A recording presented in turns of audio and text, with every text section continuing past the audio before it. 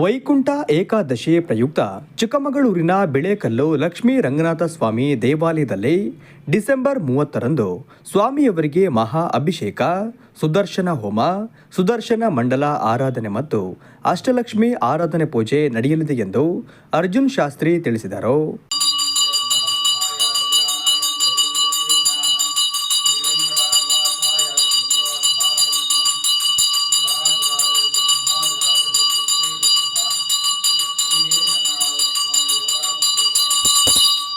ಶ್ರೀ ಕ್ಷೇತ್ರ ಬಿಳೇಕಲ್ಲು ಲಕ್ಷ್ಮೀ ರಂಗನಾಥ ಸ್ವಾಮಿಯವರ ವೈಕುಂಠ ಏಕಾದಶಿ ಮಹೋತ್ಸವ ಇದೇ ತಾರೀಕು 30ನೇ ತಾರೀಕಿಂದ ಸಂಜೆ ಬೆಳಗ್ಗೆ ಯಥಾಸ್ಥಿತಿ ಸ್ವಾಮಿಯವರಿಗೆ ಮಹಾ ಅಭಿಷೇಕ ನೆರವೇರುತ್ತೆ. ಆ ನಂತರ ಮತ್ತೆ ಸುದರ್ಶನ ಹೋಮ, ಮತ್ತೆ ಸುದರ್ಶನ ಮಂಡಲಾರಾಧನೆ ಮತ್ತು ಅಷ್ಟಲಕ್ಷ್ಮಿ ಆರಾಧನೆ ಪೂಜೆಗಳು ಕೂಡ ನಡ್ಕೊಂತ ಹೋಗುತ್ತೆ. ಮತ್ತೆ ಅದೇ ದಿನ ರಾತ್ರಿ 7 ಗಂಟೆಗೆ ಸರಿಯಾಗಿ ಸ್ವಾಮಿಯವರ ವಿಜೃಂಭಣೆ ಮಹಾ ಉತ್ಸವ ಇರುತ್ತದೆ.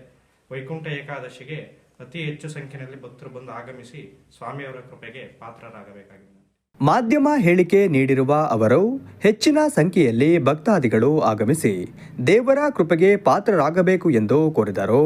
ಸ್ವಾಮಿಯವರ ವೈಕುಂಠ ಏಕಾದಶಿ ಪ್ರತಿ ವರ್ಷದಂತೆ ಈ ವರ್ಷನೂ ಕೂಡ ವೈಕುಂಠ ಏಕಾದಶಿ ಮಾಡ್ತಾ ಇದ್ದೀವಿ ಊರಲ್ಲಿ.